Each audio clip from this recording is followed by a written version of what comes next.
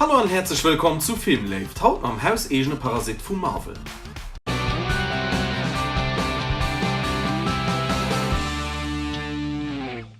Für der Special Content geht es heute um Venom.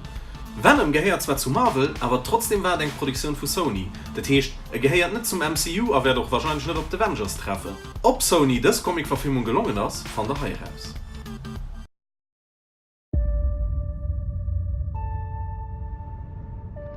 Ich bin Eddie Brock. Ich bin Reporter. Ich scheine immer Dinge in Frage zu stellen, die die Regierung offenbar übersieht. Ich habe etwas richtig Schlimmes gefunden. Und ich wurde... Eddie. Wer war das? In Besitz genommen.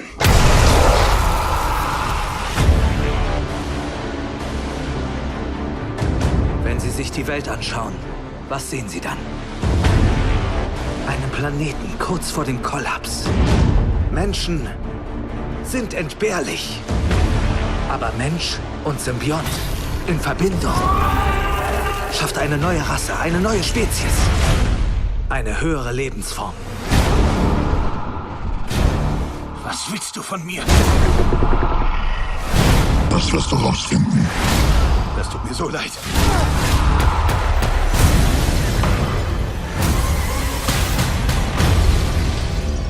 Wir können Menschen nicht einfach wehtun.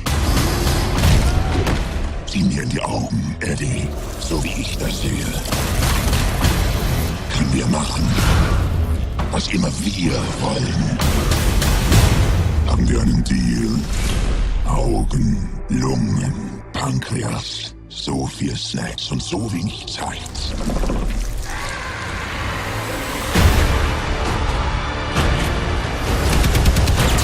Diese Macht hat nicht nur Schlechtes. Du hast keine Ahnung, wie sehr du mir gerade Angst einjagst. Eddie, kooperiere. Dann wirst du vielleicht überleben. Jungs, ihr wollt das nicht. Vertraut mir.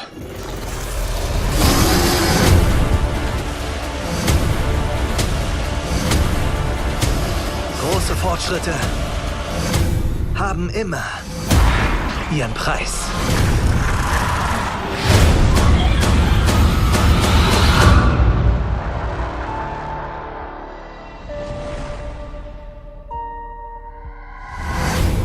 Wir werden beide Arme und beide Beine von dir fressen und dann dein Gesicht direkt von deinem Kopf. Dann bist du ein armloses, bein- und gesichtsloses Ding, das die Straße herunterrollt. Wie ein Kackhaufen im Wind. Was zur Hölle bist du? Wir sind Venom.